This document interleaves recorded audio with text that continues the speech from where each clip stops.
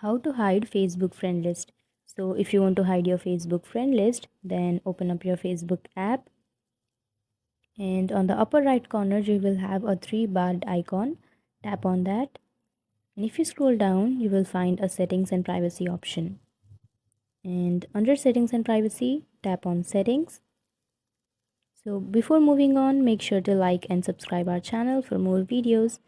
So now if you scroll down, under audience and visibility, you will find how to find and contact you. Tap on that, and here you will have a bunch of options. Under this, you will have who can see your friends list. Tap on that, and on the bottom side, you will have see more option. Tap on see more.